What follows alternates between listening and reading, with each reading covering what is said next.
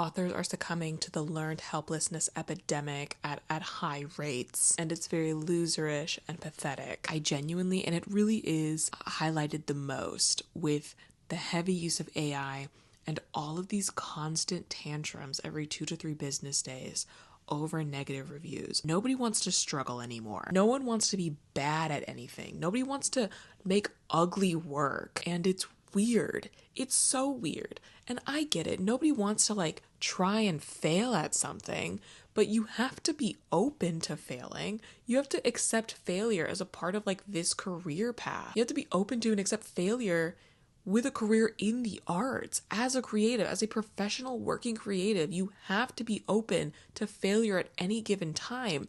That's how you grow. That is your greatest tool. And I'm so sick of the excuses. I'm so sick of the excuses for everything with the authors that can't cope with any sort of negative review ever because they take it too personally. This was the issue. This was always the issue when I was in art school. This was especially an issue that first year, and it was really, really uncomfortable. The very first year of college, I had to deal with so many people breaking down and crying in the middle of critique because when you go to art school, it is a collection of all of the kids who were the art kid, one of the top artists in their high schools, all coming together in one spot where they're not the best anymore. They're not known for this thing because that's everyone's thing. Yeah, I would sure hope your thing is art at an art school. And so many people that first year, especially that very first semester, were being critiqued and told that they need to improve in certain areas for the first time. So many people came in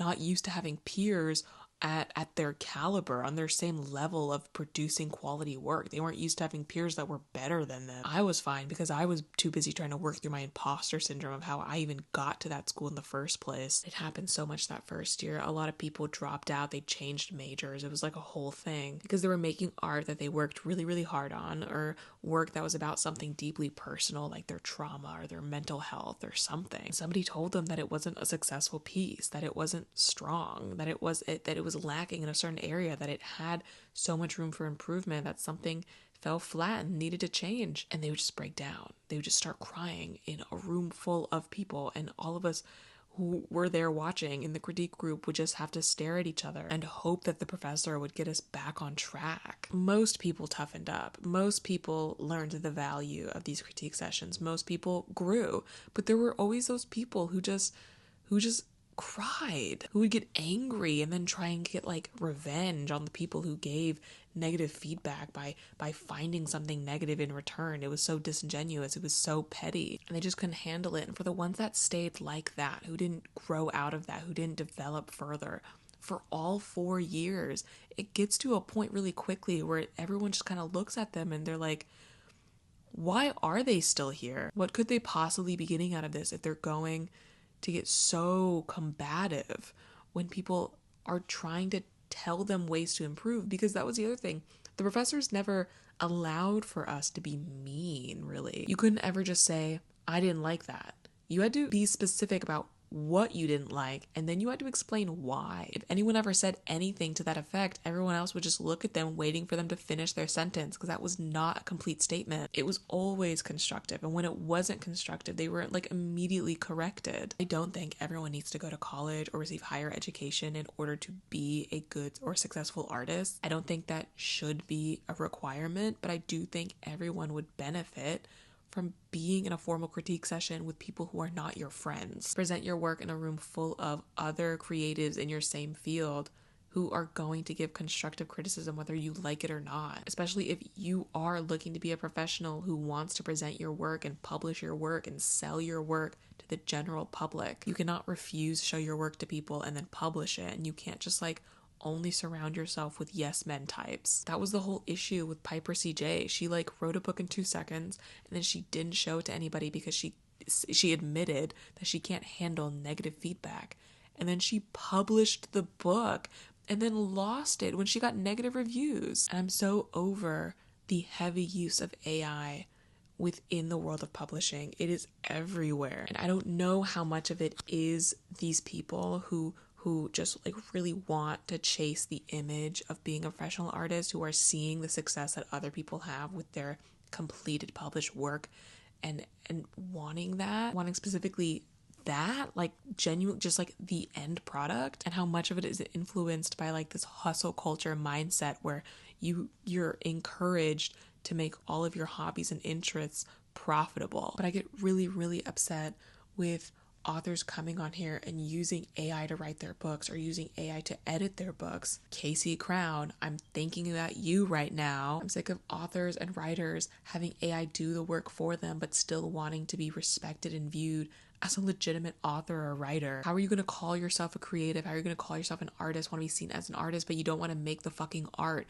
How does that work? Explain that to me. You don't care about craft. You don't care about effort. You don't care about earning your success. You just want the praise. And with the authors who use AI to make their book covers and to do all of their promotional art, there's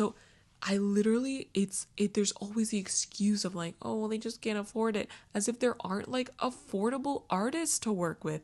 As if you can't just like put money aside and save it. As if you can't pick up a pencil and learn how to draw it yourself. But no, that would require too much time and effort, and they want gratification now. It's like they don't care about being in community with artists. They don't respect other artists, but they want the respect from those artists as being like equal to them. To reject artistry and community but want to be an artist, that's genuinely so mind-boggling. But above all, it's pathetic. It's so pathetic because they're always following like the explanations up with these excuses, or their defenders are coming up with these excuses for them. Being an artist is hard. Being an author is hard. It's so hard to write a book. It's so expensive to find an artist. It's so hard to draw. And nobody wants to struggle anymore. And this is like an issue that goes beyond authors and like attempted visual artists. Like there is a learned helplessness issue across the board. College students are getting ChatGPT to write their essays. Working professionals across different fields are getting ChatGPT to write their emails for them. Teachers far and wide, from like an elementary level all the way up to a college level, are reporting this complete aversion and apathy when it comes to students doing their work. They don't want to pay attention. They don't want to ask for help. They don't want to look for anything. They don't want to look around at any of the resources on the walls in the room. They don't respond to variations of approaches to teaching. They're not talking to their parents, but they're surprised they fail at anything. They don't understand why they can't just be handed a good grade for sitting there and doing literally nothing all year. And you see it on social media. You see it like when people are presented in social media with a word they don't know. They don't want to go look up a dictionary. They don't want to just Google it. They just go into the comment section where they're hearing the word and they're like, what does blank mean?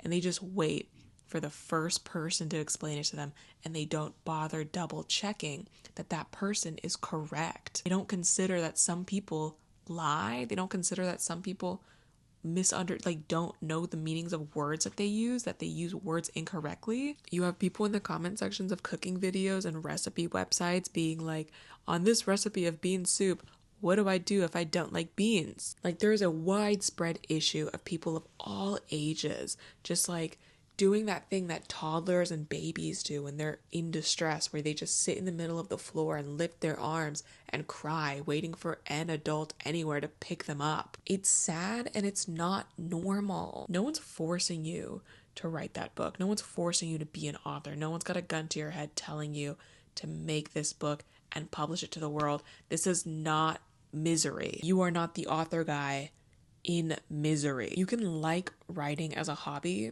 and just never show it to anybody. You can like drawing and just never show it to anybody. You can post your work and let it float around on the internet without any care for any actual growth or criticism. You can just like let it loose online and then just move on with your day. You don't have to take feedback from anyone on that if you don't want to. But if you want to be a professional, if you want to make work to be consumed by the general public, you need to be open.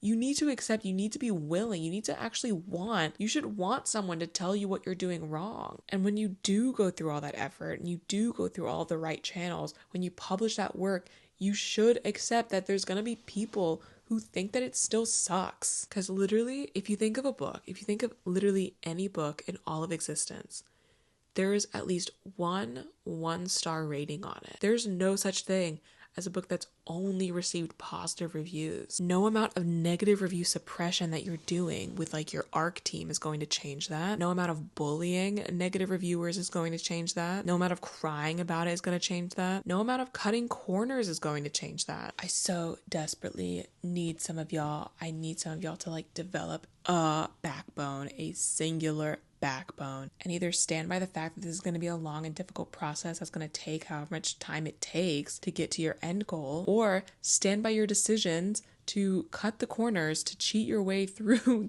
to get to an end product instead of pulling out this like woe is me bullshit. I would respect you this much more, and only this much more, but I would respect you this much more if you just like stood by what you're choosing to do. Life is too short for y'all to be wasting people's time like this, including your own, when this ultimately backfires and blows up in your face. Get a grip, join a workshop, practice, save your money, get over yourself. I don't know. Do something that isn't just like getting AI to do it for you.